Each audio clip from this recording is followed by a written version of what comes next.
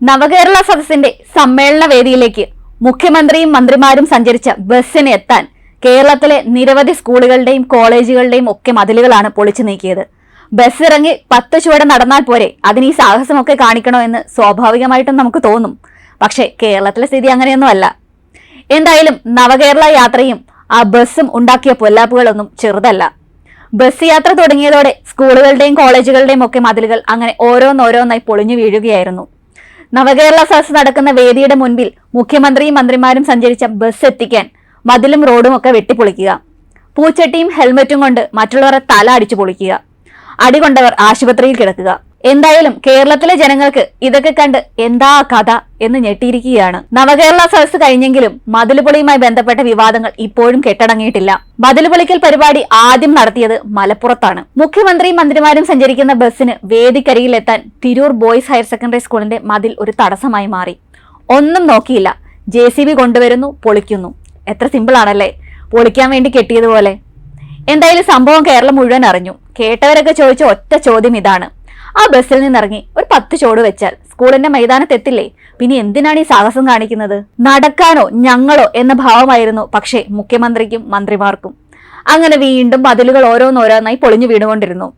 മലപ്പുറത്ത് തന്നെ Wandoor VMC, Manjeri boys higher secondary school, Kottakkal Ayurveda കോളേജിന്റെ മതിൽ ഇവയൊക്കെ ഇക്കൂട്ടത്തിൽ പെടും. എന്തായാലും ഈ പൊളിച്ച മതിലുകളിൽ 2 എണ്ണം കെട്ടിക്കൊടുത്തിട്ടുണ്ടെന്ന് ഒരു ആശ്വാസമാണ്. വയനാട് മാനന്തവാടിയിൽ നവകേരള ബസ് എത്തുന്നതിന് കുറച്ച് സമയങ്ങൾക്ക് മുൻപായിരുന്നു സ്കൂളിന്റെ മതിൽ പൊളിച്ചത്.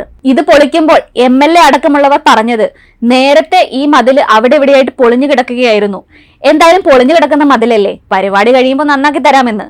നോക്കണേ മതിലിന്റെയൊക്കെ ഒരു ഭാഗ്യം. കെട്ടാൻ വേണ്ടി പൊളിച്ചതാണല്ലോ എന്ന് ഓർക്കുമ്പോൾ ഒരു സമാധാനമുണ്ട്. എറണാകുളം ജില്ലയിൽ പറവൂരിലും പെരുമ്പാവൂരിലും കോതമംഗലത്തുമാണ് മതിലുകൾ പൊളിച്ചത്. പറവൂർ ഗവൺമെന്റ് സ്കൂളിന്റെ മതിൽ 8 മീറ്ററോളം പൊളിച്ചു. പറവൂരിൽ നവകേരള സദസ്സിനെത്തുന്ന ആളുകളുടെ സുരക്ഷ പരിഗണിച്ചാണ് മതിലുകൾ പൊളിച്ചത്. ഇവിടുത്തെ നവകേരള സദസ് സമാപിച്ച് 2 ദിവസത്തിനുള്ളിൽ തന്നെ മതിൽ കെട്ടുകയും ചെയ്തു. പെരുമ്പാവൂരിൽ ഗവൺമെന്റ് ഹയർ സെക്കൻഡറി സ്കൂളിന്റെ മതിലാണ് പൊളിഞ്ഞത്. സമ്മേളനം കഴിഞ്ഞ് ഉടൻ തന്നെ അവർ മതിൽ കെട്ടിക്കൊടുക്കുകയും ചെയ്തു.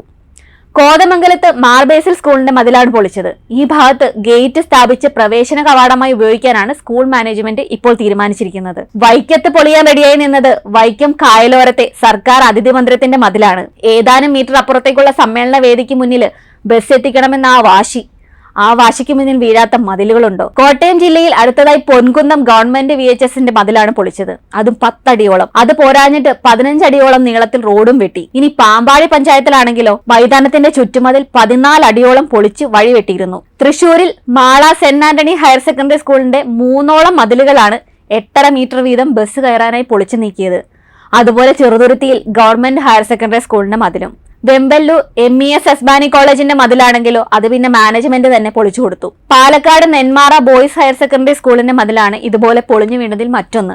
മാവേലിക്കരയിൽ സംഭവിച്ചത് മറ്റൊന്നാണ്. നവകേരള ബസ് എത്തുന്നതിന് മുമ്പ് മാവേലിക്കര ഗവൺമെന്റ് ബോയ്സ് സ്കൂളിന്റെ കവാടം പൊളിച്ച് വീതി കൂട്ടി നൽകണമെന്ന് ആവശ്യപ്പെട്ട് കത്തൊക്കെ നൽകിയിരുന്നു. പക്ഷെ കോൺഗ്രസ് ഭരിക്കുന്ന നഗരസഭ ഈ ആവശ്യം തള്ളി. പക്ഷെ പെട്ടെന്നാണ് സംഭവിച്ചത്. ഒരു കുഴപ്പവുമില്ലാതിരുന്ന മതിലിന്റെ ഒരു ഭാഗം അതാ ഒരു രാത്രി വെളുത്തപ്പോൾ ഇടിഞ്ഞു വീണ് കിടക്കുന്നു. അത് കോൺഗ്രസ് പ്രവർത്തകർ കെട്ടുന്നു. വീണ്ടും രാത്രിയിൽ മതിലാരോ പൊളിച്ചു നീക്കുന്നു.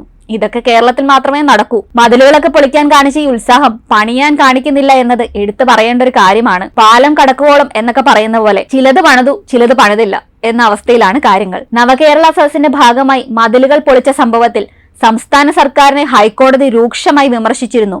പറ്റിപ്പോയതാണെന്നും പുനർനിർമ്മിക്കാമെന്നും സർക്കാരും പറഞ്ഞിട്ടുണ്ട്. പുനർനിർമ്മിക്കുന്ന സ്വന്തം കയ്യിൽ നിന്ന് കാശെടുത്തിട്ടൊന്നും അല്ലല്ലോ, പൊതുഖജനാവിലെ പണമല്ലേ മതിൽ പുനർനിർമ്മിക്കാൻ ചെലവഴിക്കുന്നതെന്ന് കോടതി ചോദിച്ചപ്പോൾ സർക്കാരിന് ഉത്തരം മുട്ടിപ്പോയി.